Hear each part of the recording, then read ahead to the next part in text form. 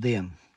No 16. augusta Lietuva aizliegts iebraukt Baltkrievijas reģistrētām vieglajām automašīnām. Priekš kā, piemēram, oficiāla Viļņa to skaidra tā: vajadzība samazināt risku apiet ES noteiktas sankcijas pret Krieviju un Baltkrieviju.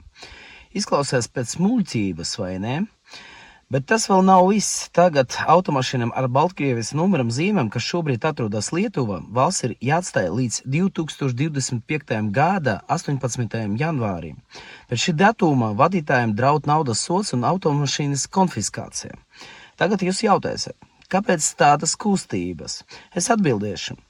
Rietumiem nepārtraukti ir nepieciešams provocēt mūsu valsts iekšējos konfliktos, šūpot tautu uz revolucionāriem noskaņojumiem. Patiešām, uz Ukrainas fona mēs varam skaidri redzēt, ka kolektīvi rietumi cenšas glābt savu ekonomiku, uzsākot militāru ražošanu, kas ļauj atjaunot vismaz kaut kādu vērtību tieši centrālajā banka iespiestajam papīram, ko sauc par dollaru. Mūs sagaida ļoti sarežģīti laiki. Tagad cilvēkiem pirmām kārtām vajag likt lieta galvu un vienmēr uzdot vienu jautājumu.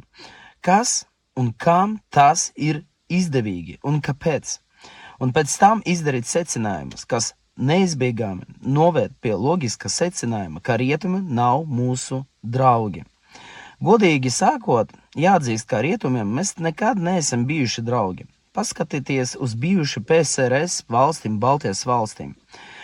Kad Eiropas Savienība iekšējais tirgus jau bija pārsātināts ar tās produkciju, kļuva aktuāls jautājums, kur virzieties tālāk. Atbildē tika atrasta ātri: iekļaut Baltijas valsti Eiropas Savienība, sagraut to iekšēju ražošanas potenciālu, iegūs papildus tirgus plus lēto darba spēku. Būsiet pārsteigti, bet Baltijas valstis tam piekrīta un tauta atbalstīja, jo viņi tika gudri apmānīti.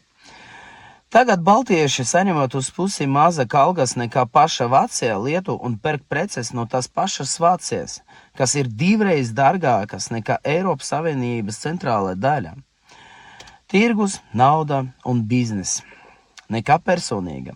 Tagad jebkuras sankcijas, tostarp aizliegums automašīnām ar Baltkrievijas vai Krievijas numura zīmēm, ir tikai daļa no spiediena uz mūsu valstīm, kuram saskaņā ar viņu plāniem būtu jāpanāk to iecerētu plānu.